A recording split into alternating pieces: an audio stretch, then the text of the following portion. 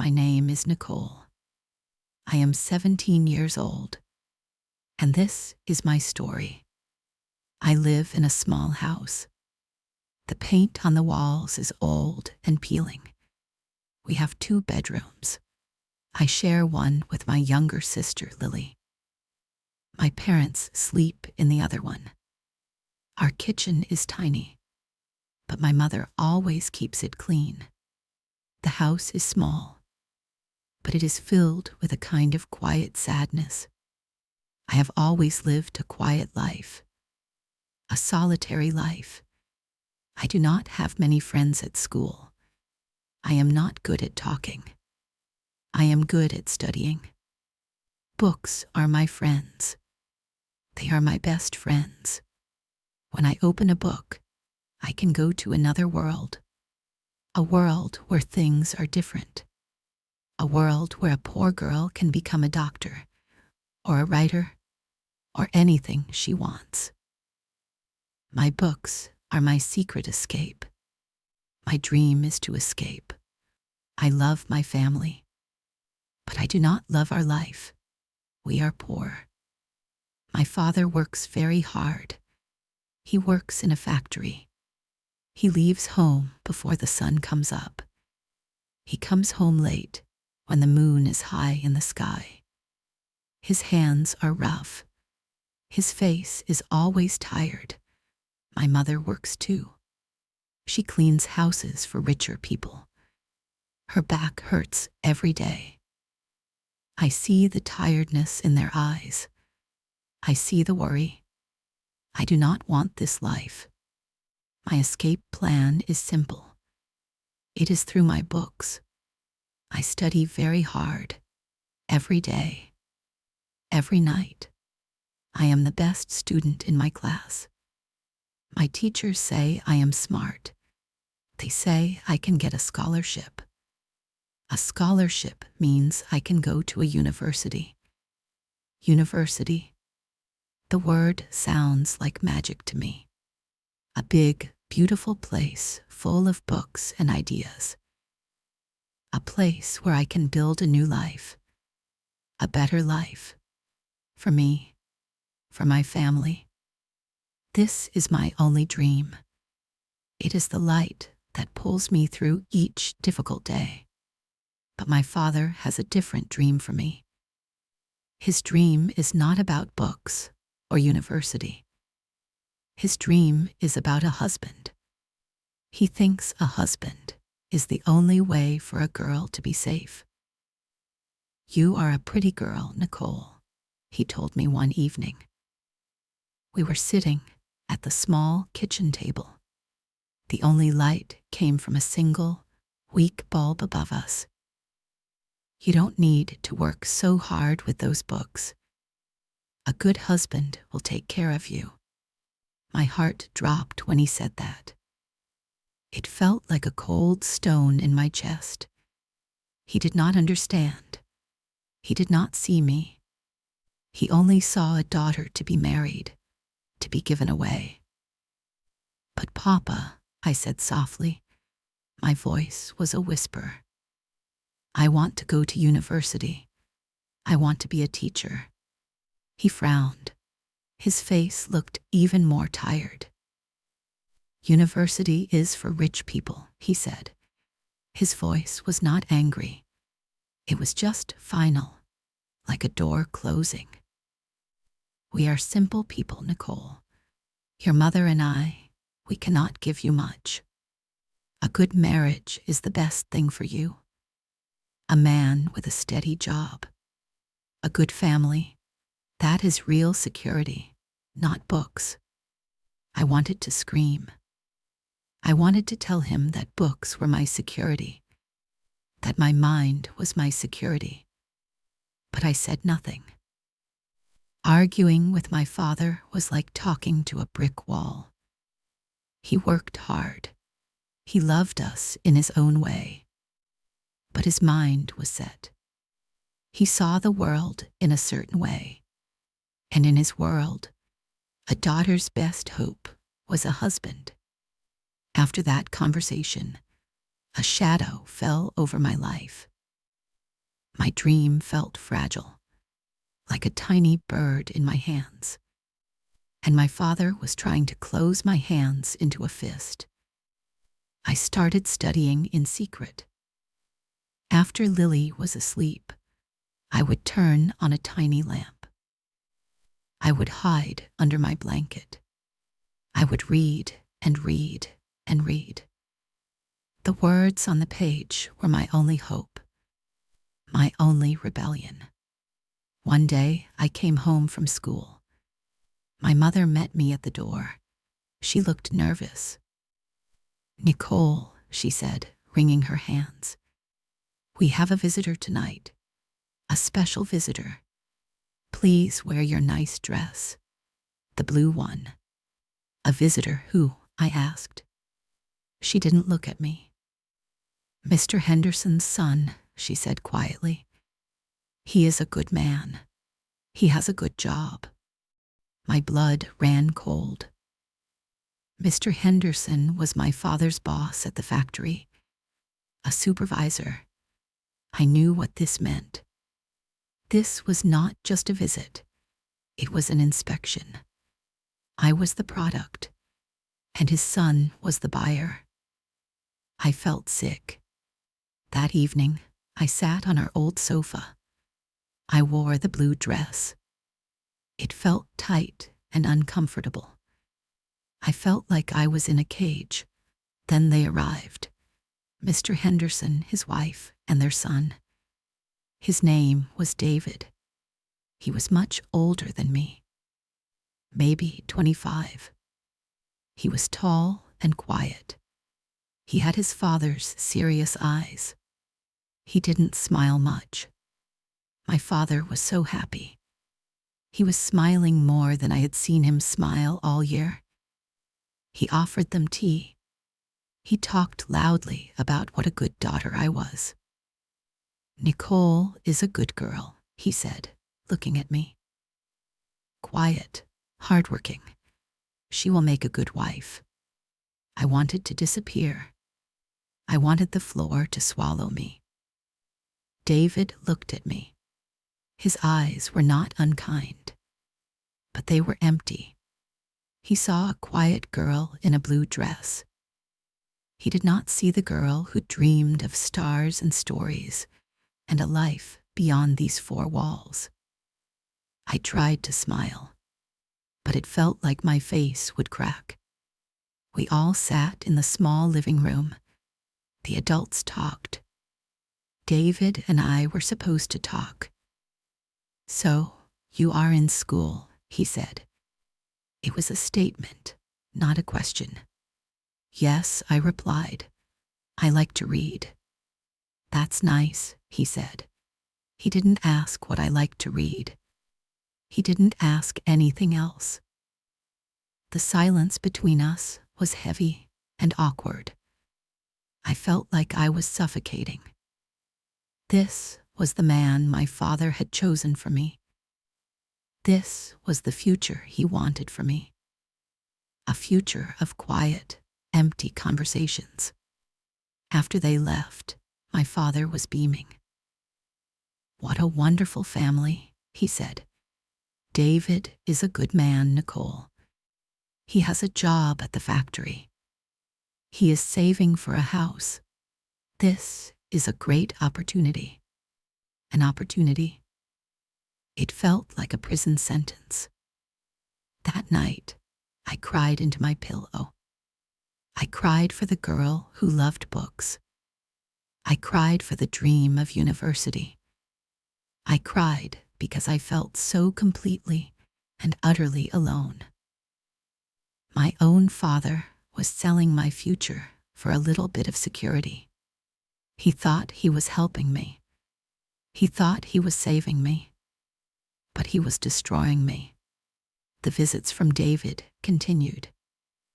Every Sunday, he would come to our house. Sometimes, he would bring a small box of sweets. My father would make us sit together in the living room. "Talk to each other," he would say, and then leave us alone. It was torture. I tried. I really tried to find something to talk about. I asked him about his work. He said it was okay. I asked him about his hobbies. He said he liked to watch football on TV. I told him about a book I was reading. It was about a woman who traveled the world. His eyes glazed over. I don't have much time for reading, he said. I realized he wasn't a bad person. He wasn't mean or cruel. He was just different. His world was small and practical. A world of work and saving money and watching football. My world was filled with dreams and ideas and possibilities. Our worlds were like two different planets. They would never, ever meet. The pressure from my father grew stronger. He likes you, Nicole, he would say. Don't ruin this. This is your chance for a good life. A good life. His idea of a good life was my idea of a nightmare. A life without dreams. A life where I had to pretend to be someone I wasn't. My only hope was my teacher, Mrs. Gable. She was a kind woman. She saw the light in my eyes when we talked about books. She knew I was smart. One day after class, I stayed behind. My hands were shaking. My heart was pounding. But I had to tell someone. Mrs. Gable, I said, my voice small. Can I talk to you? We sat at her desk. The classroom was empty and quiet. I told her everything. About my father. About David. About the feeling of being trapped. I told her about my dream of university. As I spoke, tears started to fall down my cheeks. I couldn't stop them. She listened patiently. She didn't interrupt.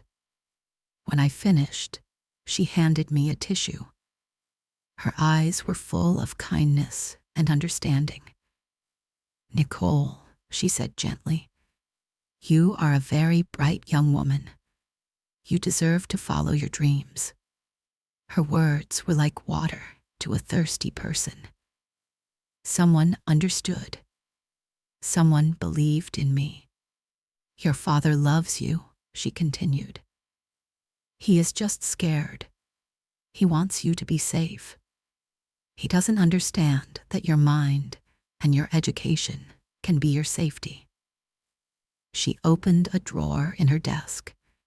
She took out some papers.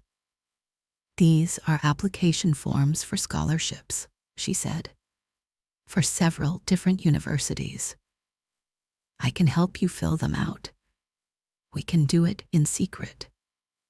If you get a full scholarship, your father might change his mind. When he sees you can do it on your own, a tiny flame of hope ignited in my heart. A real chance. It was small.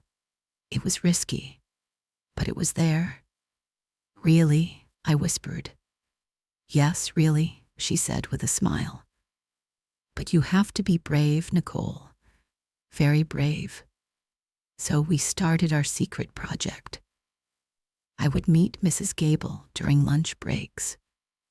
We filled out the forms. We wrote essays. Writing the essays was my favorite part. I poured all my dreams, all my hopes, all my pain onto the pages. I wrote about wanting to learn, about wanting to make a difference. For the first time, I felt like I had a voice. Meanwhile, at home, things were getting worse. David's family and my family were talking more seriously. They talked about dates. They talked about marriage. Marriage. The word felt like a chain around my neck. My father started clearing out the small storage room in our house for wedding gifts, he said happily. He didn't see the terror in my eyes. One Sunday, David came to visit. But this time, he looked different. He looked nervous. He was holding a small, clumsy bouquet of flowers. My father saw him, smiled widely, and then pushed me gently towards David. "Go for a walk," my father said. "Just you two." We walked down the street. It was a cool autumn day. The leaves were brown and yellow. David was silent for a long time. I just looked at the cracks in the sidewalk. Finally, he spoke. "Nicole," he said. His voice was stiff. "My father and your father, they think we should get married." He said it like he was talking about the weather. No emotion, no romance, just a fact. I stopped walking. I looked at him. "And what do you think, David?" I asked. He seemed surprised by the question. He shrugged. "It seems like a good idea," he said. "You're a nice girl. I have a steady job. It's time for me to settle down." Settle down. It sounded like giving up. "I don't love you, David," I said. The words just came out. They were quiet, but they felt heavy. He looked at me. For the first time, I saw a flicker of something in his eyes. Confusion. Maybe a little hurt. "Love comes later," he said. It sounded like something his father had told him. "Respect and duty are more important. We can build a good life together. A good life." There were those words again. I felt a wave of despair wash over me. He didn't understand. He would never understand. I was just a part of his plan. A nice girl to complete his picture of a good life. I didn't say yes, but I didn't say no. I just felt numb. We walked back to my house in silence. My father was waiting at the door. He looked at David. David gave a small, almost invisible nod. And my father's face broke into a huge smile. He thought it was settled. My future was decided. The next few weeks were a blur. My mother started sewing a wedding dress. It was a simple white dress, made from inexpensive fabric. She would hum sad songs while she sewed. I think, in her heart, she knew I was unhappy. But she was a quiet woman. She never went against my father. I felt like I was living in a dream. A bad dream. During the day, I was the quiet, obedient daughter, the future bride. But at night, I was a warrior. I studied for my final exams with a fire in my belly. My exams were my only weapon. The scholarship applications were my only hope. I sent them all off with a silent prayer. The day of my final exam came. I walked into the school hall. My head was pounding. I hadn't slept well for weeks. But when I saw the questions, a strange calm came over me. I knew the answers. I wrote and wrote and wrote. I poured everything I had onto that paper. When I walked out, I felt empty, but also proud. I had done my best. I had fought my secret battle. Now all I could do was wait. Wait for the exam results.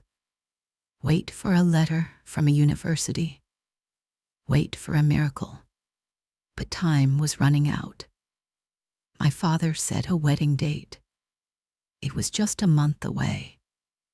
Preparations started. Our small house was filled with the smell of baking cakes and the sounds of my relatives talking excitedly. Everyone was happy, except me. I was a ghost at my own party. Every day I watched the mail. I prayed for a thick envelope, an envelope that held my future. But only small letters and bills came. My hope started to shrink. It grew smaller and smaller each day. The shadow of the wedding grew larger and larger. Then one afternoon, it happened. A week before the wedding, I came home from the library. My mother was standing in the kitchen. She was holding a thick, brown envelope. My heart stopped. "This came for you," she said. Her voice was strange. She handed it to me.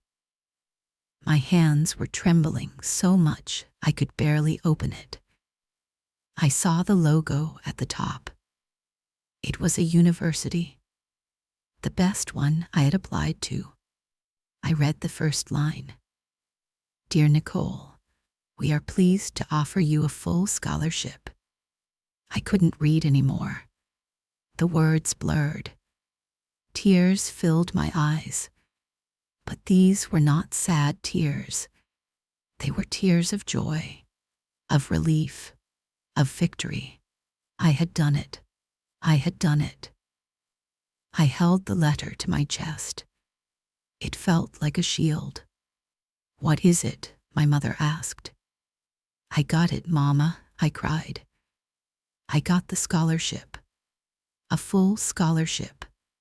I can go to university." My mother looked at the letter. She looked at my face. And for the first time in a long time, I saw a real smile on her face. A proud smile. She pulled me into a hug. "Oh, my brave girl," she whispered. The happiness felt like sunshine after a long winter. But then the storm came. My father came home. He saw me and my mother, huddled together, crying and laughing.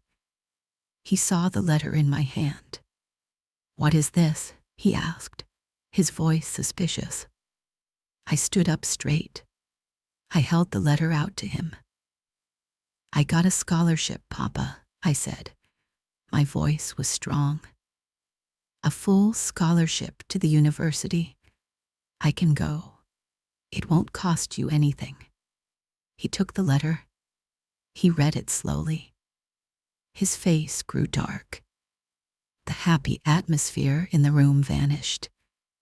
It was replaced by a cold, heavy silence.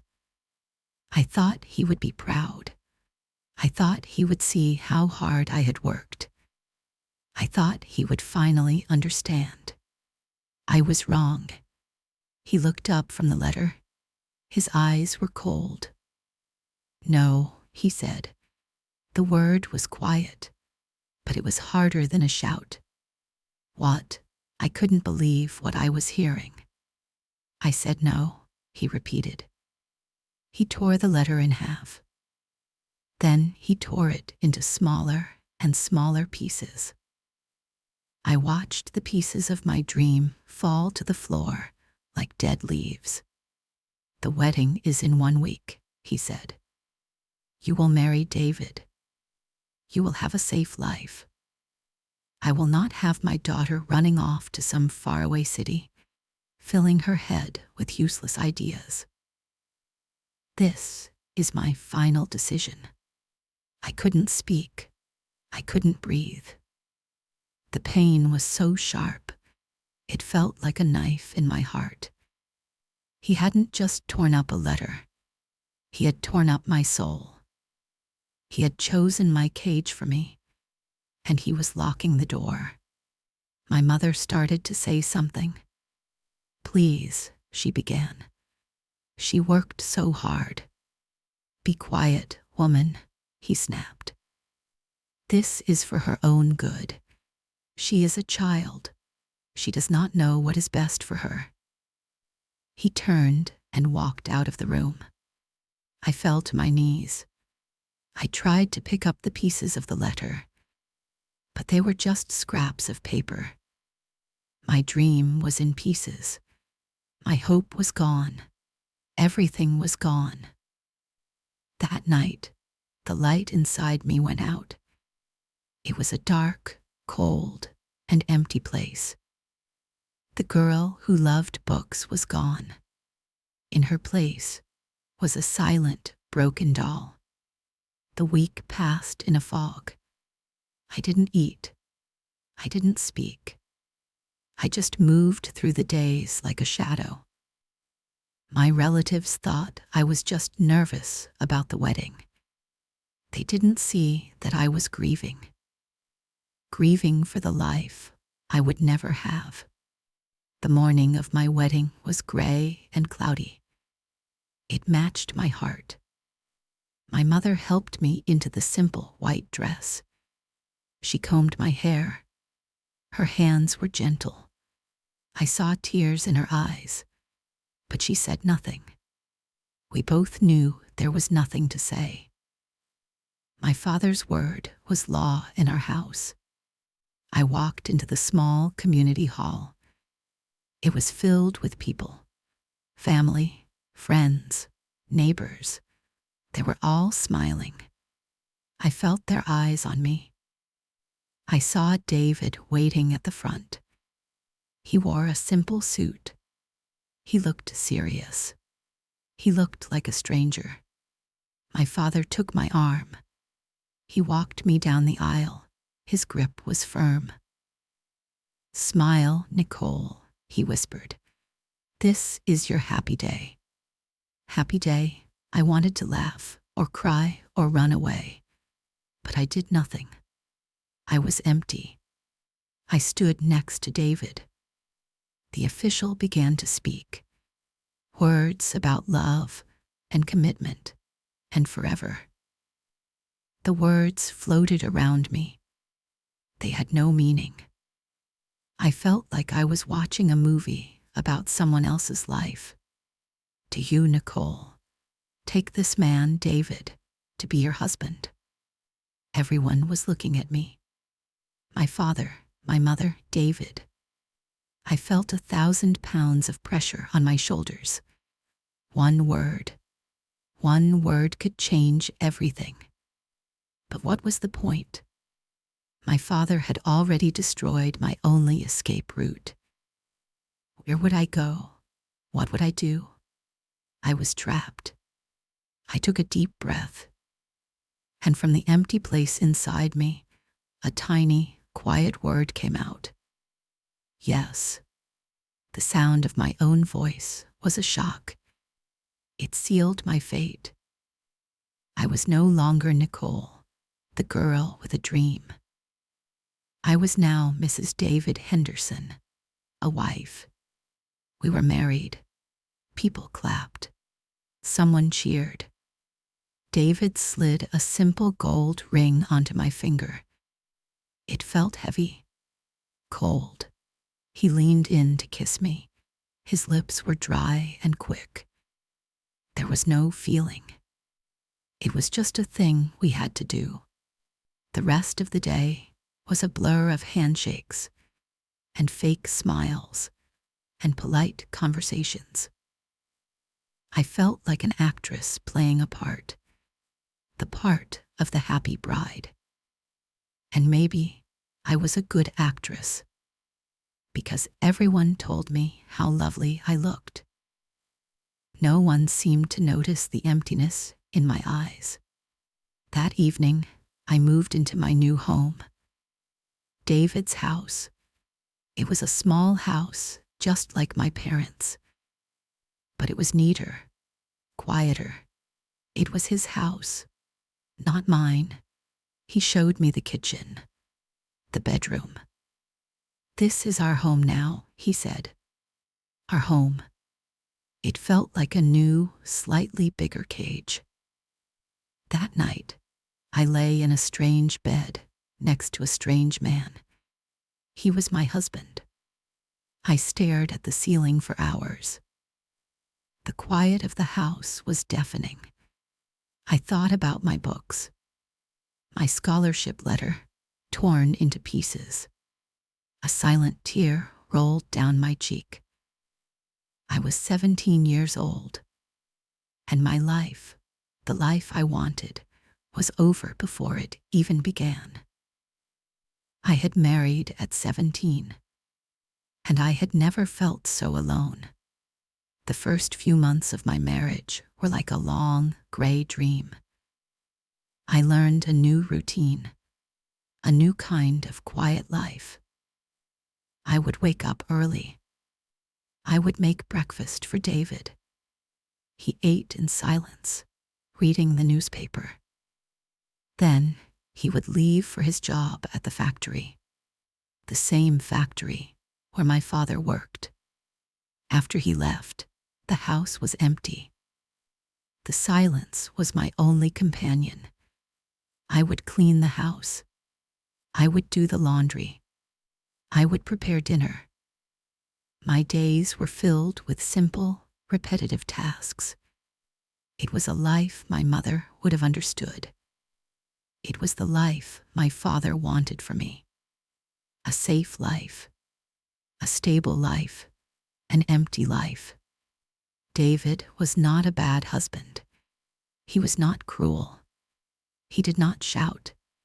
He gave me money for groceries every week. He came home from work at the same time every day. He was predictable. He was reliable. But he was also a stranger.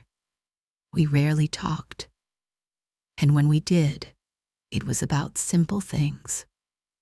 The weather, the broken faucet, what to have for dinner.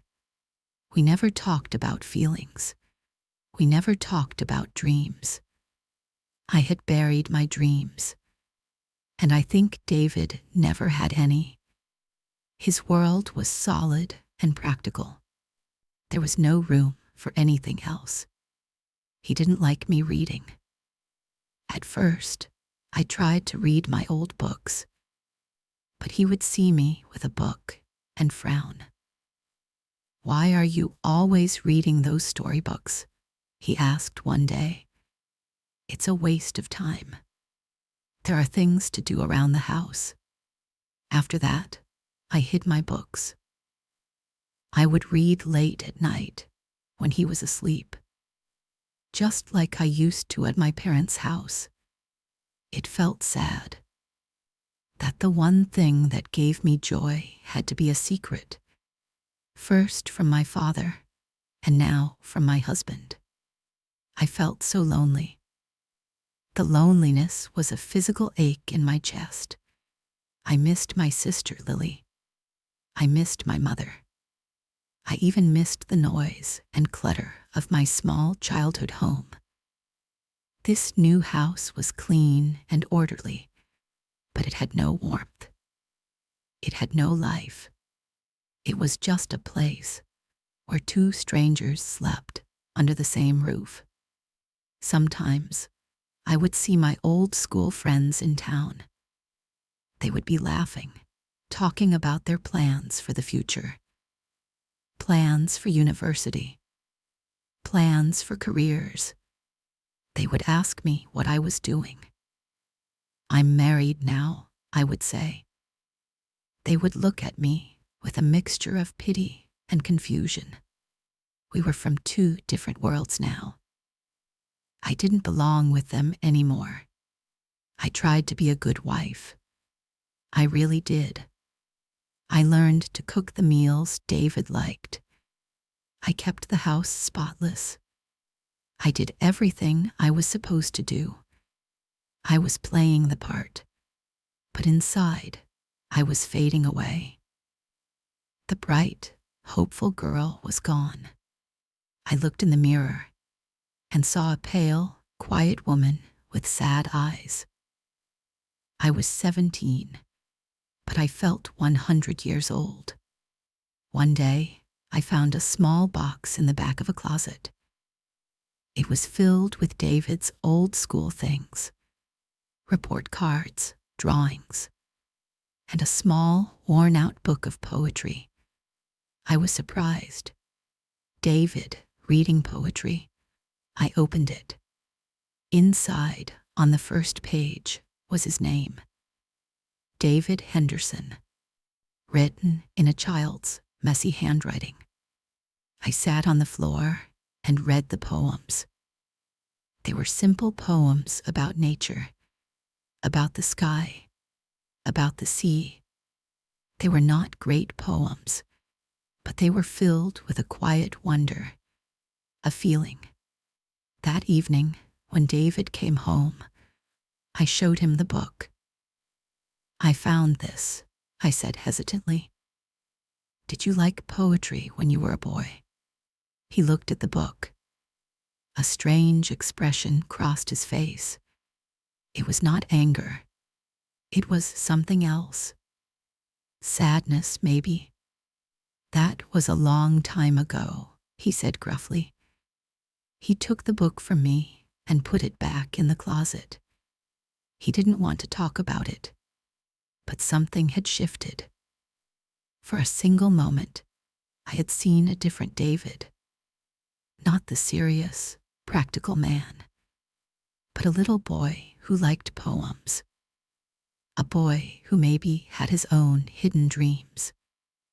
Dreams that had also been lost somewhere along the way. It didn't make me love him, but it made me see him as a person.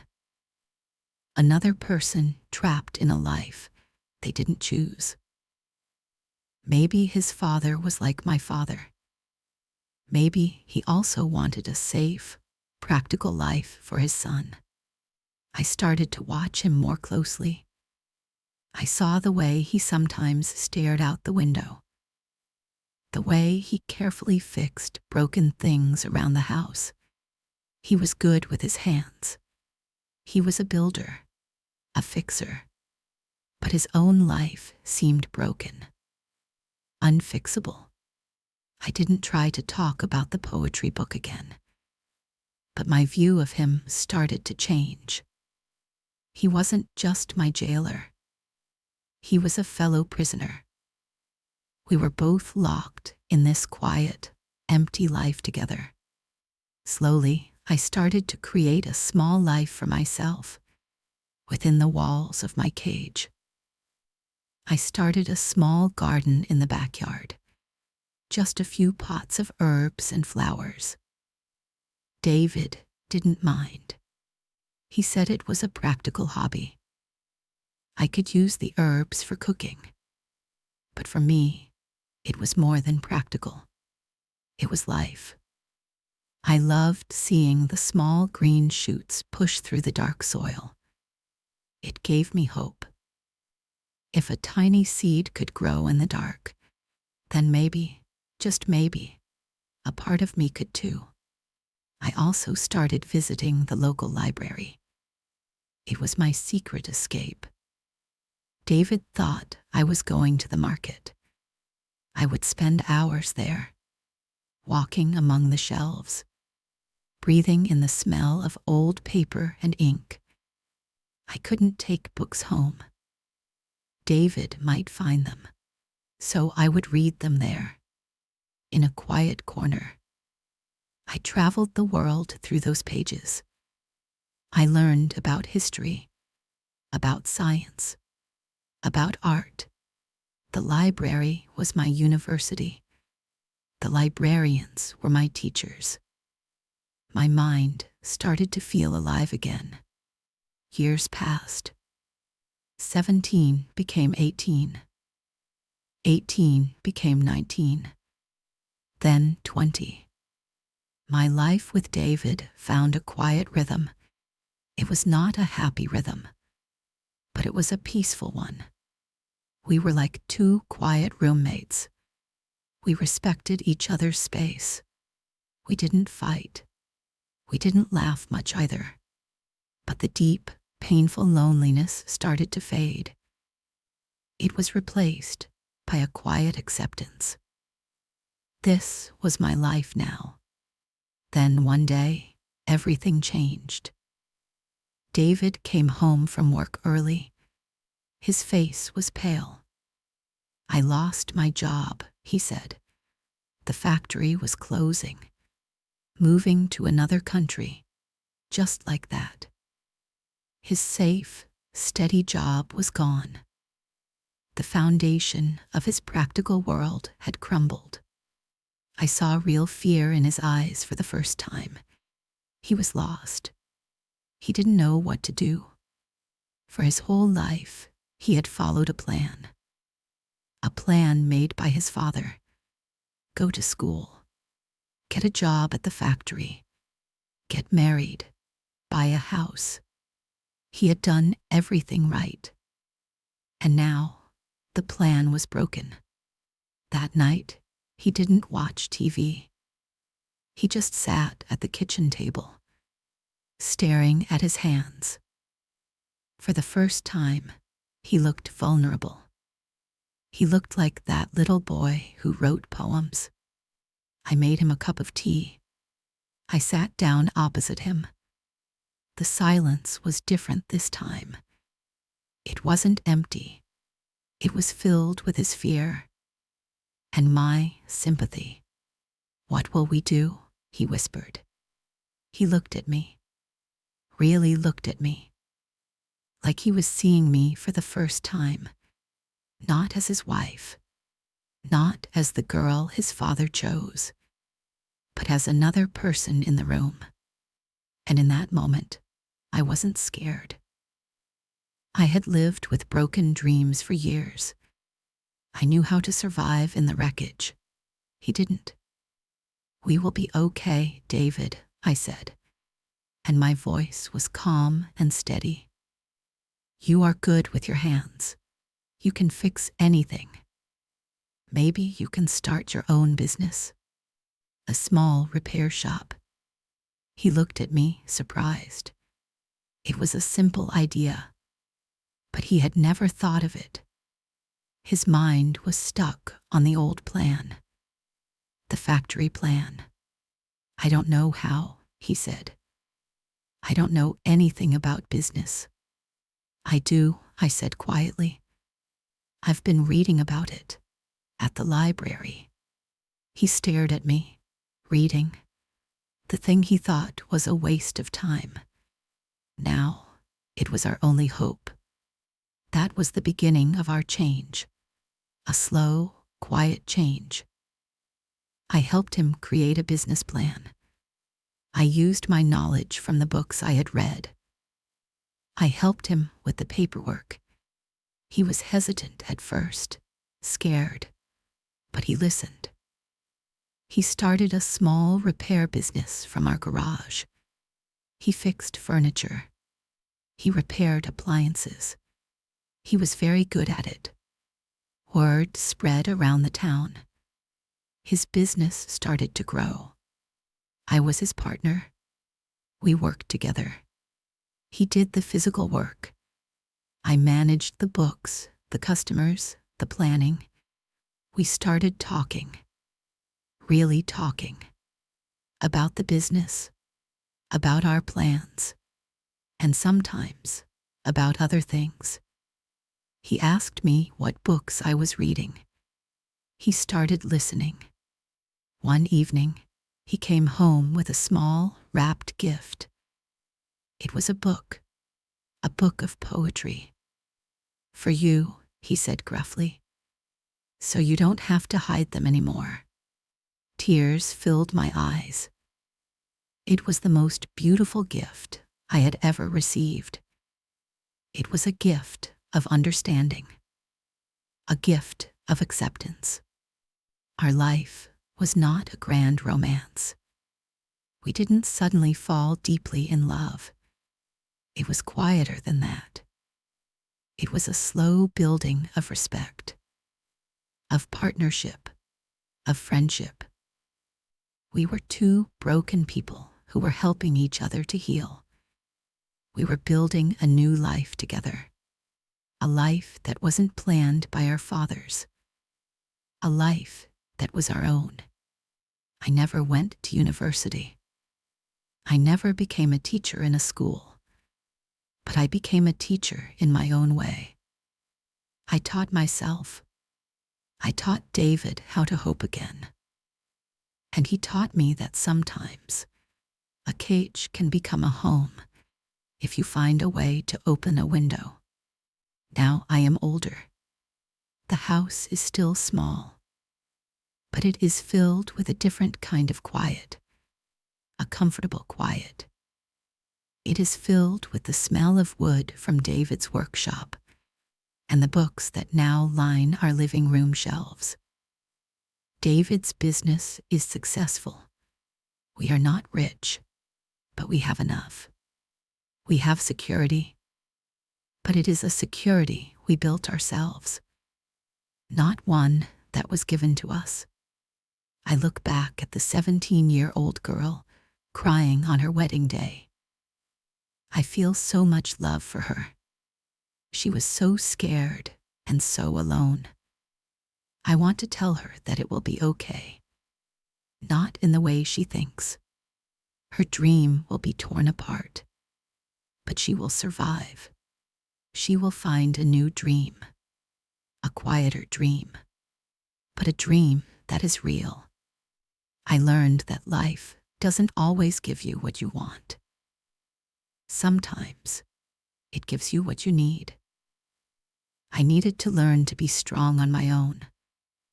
I needed to find my voice, not in a big university, but in a small, quiet house. I needed to learn that escape isn't always about leaving. Sometimes it's about changing the place where you are. If you are listening to this, and maybe you feel trapped, maybe your dreams are broken, please do not give up. It's okay to be sad. It's okay to grieve for the life you lost. But please know you are stronger than you think.